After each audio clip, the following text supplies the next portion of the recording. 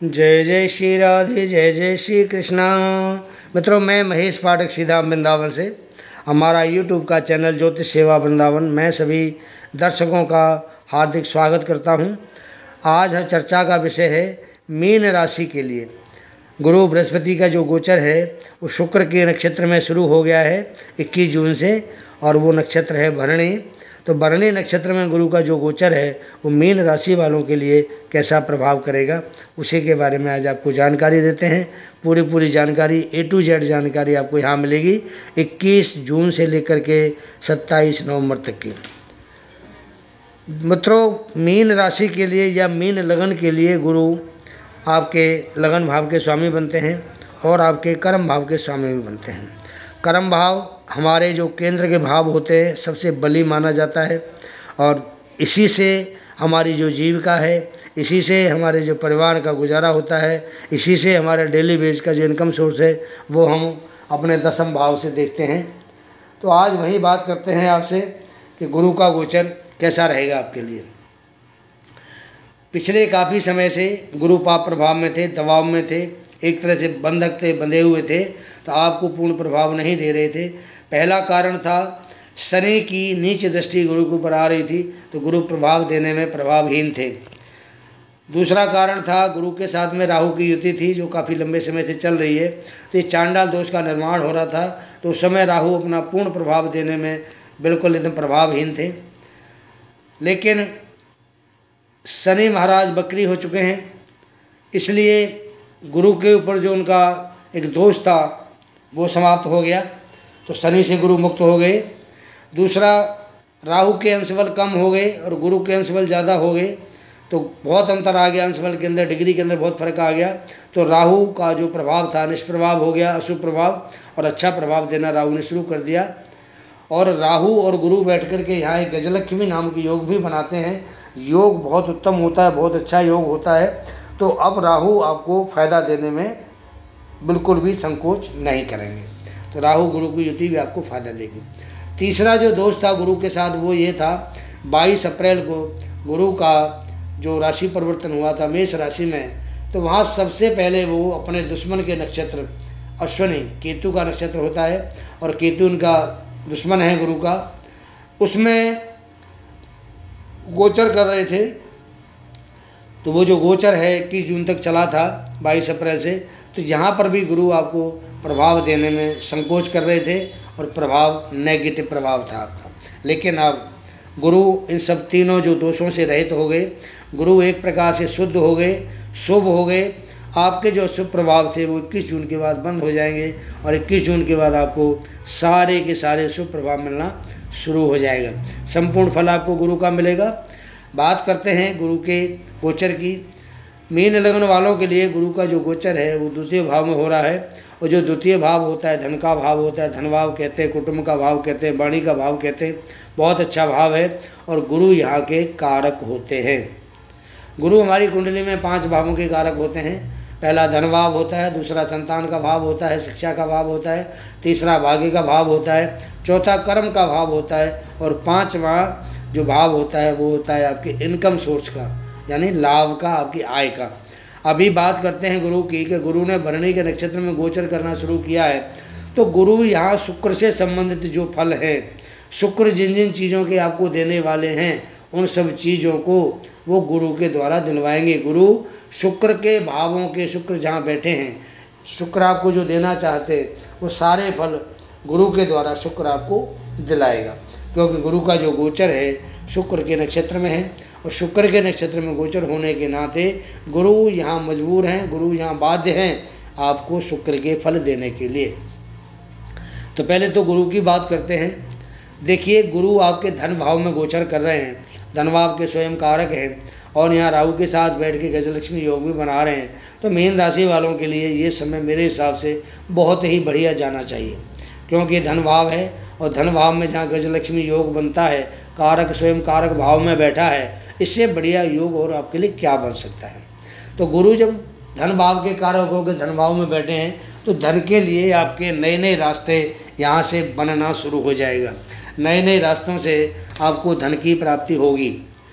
ये भाव कुटुंब का भी है, तो जब गुरु जैसा ग्रह शुभ प्रभाव में होते हुए अगर कुटुंब का भाव, परिवार का भाव होता है, इसमें बैठता है, तो आपके परिवार के अंदर मंगल उत्सव, यानी किसी का विवाह होगा, किसी की शादी की तैयारी होगी, किसी की सगाई की तैयारी होगी, घर में हो सकता है कोई नवजात शिशु, नवजात मेहमान आपके घर में इस समय आ सकता है, या नवजात की आप प्रतीक्षा कर सकते हैं। ये समय आपके लिए जहाँ गुरु बैठे हैं बहुत अच्छा है, क्यों? गुरु देखिए वैसे भी ज्ञान का कारक है।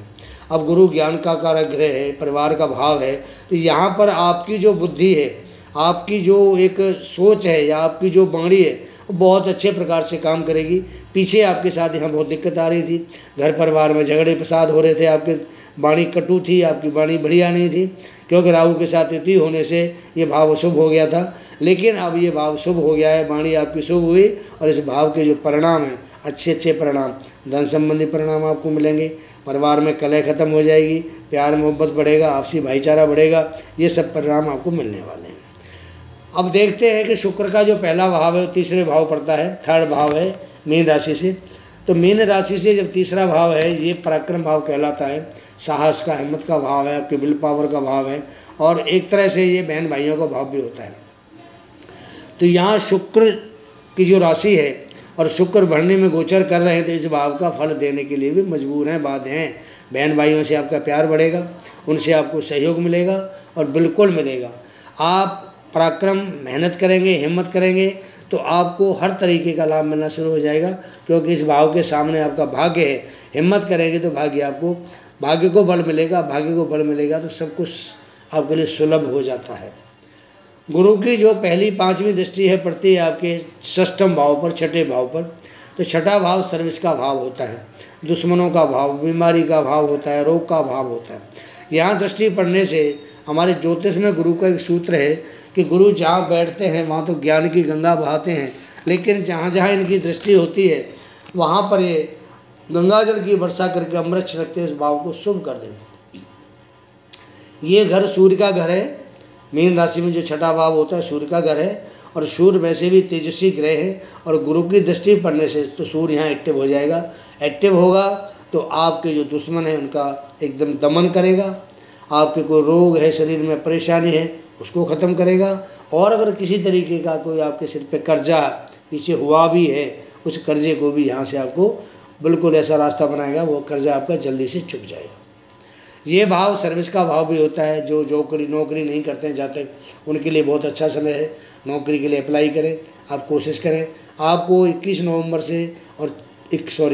जून से लेकर के 27 नवंबर तक का जो समय है, अच्छा समय है, इसका फ़ायदा उठाइए, नौकरी मिलेगी। जो नौकरी कर रहे हैं उनके लिए प्रमोशन के चांसेस हैं। सूर्य यहाँ बैठा हुआ है, तो जो लोग सरकार की नौकरी करते हैं, सरकारी शासन प्रशासन की नौकरी करते हैं, उनके लिए प्रमोशन, और हो सकता है उनका कोई पद प्रतिष्ठा का भी उनको कोई एक मेडल मिले। बहुत अच्छा वो काम कर रहे हैं, अपने जो सीनियर हैं उनको सहयोग मिलेगा, जूनियर है उनके साथ उनका तालमेल सही बैठेगा, क्योंकि बृहस्पति की दृष्टि पड़ने से ये सर्विस भाव एक्टिव हो गया, आपको इसके सारे लाभ मिलना शुरू हो जाएगा। ये एक तरह से धन का भाव भी होता है, छठा भाव, क्योंकि जब सर्विस करते हैं तो हमें धन प्राप्त होता है, धन प्राप्त होता है तो हमें लाभ मिलता है। तो आपको अपने जॉब के अंदर अच्छे एक प्रमोशन होगी तो आपके लिए लाभ के रास्ते खुलेंगे, धन के रास्ते खुलेंगे, तो आपको लाभ ज़्यादा होगा। गुरु की जो 7वीं दृष्टि है वो पड़ती है आपके अष्टम भाव के ऊपर। अष्टम भाव होता है आध्यात्मिक भाव, हालांकि ये मृत्यु का भाव भी इसको कहा जाता है, शमशान का भाव भी कहा जाता है, लेकिन अभी जो हम गुरु की जहाँ दृष्टि जा रही है तो अष्टम भाव शुभ प्रतीत होगा, आपको शुभ भाव बनेगा। तो यहाँ पर शुक्र की राशि है, तो शुक्र वैसे भी अष्टम भाव में अच्छा प्रभाव देते हैं, तो ये आध्यात्मिक भाव भी है, पैतृक संपत्ति का भाव भी है, ये जो LIC वगैरह इंश्योरेंस वगैरह होता है उसका भाव भी है। और सबसे बड़ी बात क्या है कि ये जो भाव है गुप्त धन का भाव होता है, गड़ी हुई संपत्ति का भाव होता है, ये भाव वसीयत का भाव होता है, ये भाव ससुराल का भाव होता है, बहुत सारी चीज़ों का इससे हम ज्ञान प्राप्त करते हैं अष्टम भाव से। तो यहाँ जो गुरु की दृष्टि आएगी, ससुराल से आपके संबंध ठीक बनेंगे, पैतृक संपत्ति में अगर कोई आपका डिस्प्यूट चल रहा है, विवाद चल रहा है, वो हल हो जाएगा, और यहाँ आपको आध्यात्मिक ज्ञान बढ़ेगा, और आपकी जो रुचि है वो धर्म के प्रति जागृत होगी। गुरु की जो 9वीं दृष्टि आती है वो पड़ती है आपके जो कार्य क्षेत्र है, आपका जो कर्म भाव है, उस कर्म भाव के ऊपर आपकी गुरु की दृष्टि आती है। और स्वयं यहाँ के गुरु स्वामी भी बनते हैं और कारक भी बनते हैं। देखिए कितना बड़ी विडंबना है, गुरु यहाँ के स्वामी भी हैं क्योंकि यहाँ धनु राशि है, कारक हैं यहाँ के क्योंकि गुरु कारक हैं, और तीसरा गुरु की यहाँ दृष्टि भी आ रही है। तो कर्म संबंधी बात करने के लिए मैं शब्द नहीं निकाल पा रहा हूँ क्योंकि गुरु यहाँ इतना बढ़िया प्रभाव देंगे धनु राशि, ये सॉरी मीन लगन वालों के लिए, मीन राशि वालों के लिए, कि धनु राशि बिल्कुल एक्टिव हो जाएगी यहाँ। और इनका जो भी काम करते हैं, जो भी इनका प्रोफेशन है, टीचिंग का है, जज है, वकील है, या कहीं वक्ता हैं, कहीं व्यास हैं, व्यास गद्दी पे बैठते हैं, कथावाचक हैं, या किसी अच्छे ऊंचे सरकारी पोस्ट पर बैठे हुए हैं, तो ऐसे लोगों को, या कई नेता में बड़े राजनीतिक हैं, ऐसे लोगों के लिए यहाँ बृहस्पति की दृष्टि बहुत सुप्रभाव देगी। और ऐसे लोगों के लिए ये समय चल रहा है 21 जून से लेकर के 27 नवंबर, बहुत ही उत्तम समय है। ऐसे लोग चाहें तो ज़िंदगी को जैसे मोड़ना चाहें अपने हिसाब से मोड़ सकते हैं, क्योंकि यहाँ गुरु का प्रभाव बहुत ज़बरदस्त इनके ऊपर है। कार्य में इनको बहुत अच्छी सफलता मिलेगी, जो भी कार्य करेंगे, जो कोई भी नया प्रोजेक्ट भी करना चाहे। कर्म भाव का स्वामी आपके लिए बहुत ही अच्छा परिणाम देने वाला है, और ये समय आपके लिए अब उत्तम समय कह सकते हैं। इसके लिए बात करेंगे कि जिनका गुरु जन्म के समय 6वें, 8वें, 12वें भाव में बैठा हो, नीच का बैठा हो, मकर राशि में, 10 नंबर की राशि में, या पाप प्रभाव में हो, राहु के साथ, केतु के साथ, शनि के साथ कहीं युति हो या दृष्टि संबंध हो, तो गुरु का प्रभाव वहाँ थोड़ा सा कम हो जाता है। ऐसे में गुरु को शुभ करने के लिए आपको क्या करना चाहिए, उपाय बताते हैं। ध्यान से उपाय सुने और वीडियो को पूरा देखें। भी थोड़ा समय और लूँगा आपका, क्योंकि मैं आपको बहुत सारी बातें और भी बताने वाला हूँ। पहली 2 बात आपको अपने बारे में बताते हैं। हमारा चैनल ज्योतिष का चैनल है, ज्योतिष सेवा वृंदावन, आपकी सेवा बहुत समय से कर रहा है, और हमारे जितने भी प्यारे दर्शक हैं, आप सभी का हमें बहुत सहयोग मिल रहा है, और हम चाहते हैं कि यही सहयोग आपका हमें आगे भी मिलता रहे। जो नए दर्शक हमसे जुड़ रहे हैं, हमारे चैनल को सबसे पहले वो सब्सक्राइब करें। एक बेल पुश आइकॉन होता है, उस आइकॉन को ऑल करें, तो जो भी हम वीडियो अपलोड करते हैं यूट्यूब पे, उसका नोटिफिकेशन सबसे पहले आपको मिलेगा। सबसे पहले जो जानकारी है वो आपके पास पहुंचेगी। हमारे वीडियो को देखिए, लाइक कीजिए। अगर आपको हमारा प्रोग्राम, हमारा वीडियो पसंद आता है, तो आप अपने जो मित्र हैं, आपके जो अपने निजी क्लोज सर्किट के जो आदमी हैं, आप उन सबको उसको शेयर कीजिए, ताकि जो जानकारी हम आपको दे रहे हैं, आपके द्वारा आपको मित्रों को भी मिले। कुंडली का विश्लेषण हमारे ऑफिस द्वारा किया जाता है, तो जिन किसी बहन भाइयों को, बच्चों को अपने कुंडली का विश्लेषण कराना हो, सामने स्क्रीन पे हमारा व्हाट्सएप नंबर आ रहा है। इसी नंबर पे आप अपने date of birth, birth of place और बर्थ ऑफ टाइम, ये 3 चीज़ें आपने फिलअप करनी है। आप भेजिए और पाइए अपने जीवन का सबसे बढ़िया सटीक फलादेश और सटीक उपाय। अब आपको बात करते हैं गुरु के उपाय के बारे में। देखिए, गुरु जीव का कारक होता है, और जो जीव का कारक होता है, ऐसे जो ग्रह होते हैं वो पूजा बहुत जल्दी स्वीकार करते हैं। तो गुरु के अगर आप मंत्र जाप करते हैं, तो आपको गुरु बहुत जल्दी आपसे प्रसन्न होंगे, और आपको अपना जो दोष है इसको ख़त्म करके पूर्ण रूप से आपको प्रभाव देने में सक्षम होंगे। गुरु का मंत्र है ओम ग्राम ग्रीम ग्रोम शय गुरुवे नमः। आप इस मंत्र का 3 से 5 माला रोजाना जाप कीजिए। माला आप रुद्राक्ष ले सकते हैं, तुलसी की माला ले सकते हैं, कोई दिक्कत नहीं है। गुरु का एक रूप विष्णु भगवान के रूप में भी है। कहते हैं ना, गुरुर ब्रह्मा गुरुर विष्णु गुरुर देवो महेश्वरे। तो आप अगर विष्णु सहस्त्रनाम का रोजाना नियम से बृहस्पतिवार को शुरू करके अगर पाठ करते हैं, तो ये भी आपके गुरु को शुभ करने के लिए बहुत ही ज़्यादा आपके लिए फलदायी है। तीसरा उपाय है, अगर आपकी मेष लगन है, आपकी कर्क लगन है, आपकी सिंह लगन है, वृश्चिक लगन है, धनु लगन और मीन लगन है, तो आप पुखराज धारण कर सकते हैं। अगर आपकी वृष लगन है, मिथुन लगन है, या आपकी कन्या लगन है, तुला लगन है, मकर लगन है, या आपकी कुंभ लगन है, ऐसे में आप पीली वस्तुओं का दान करें।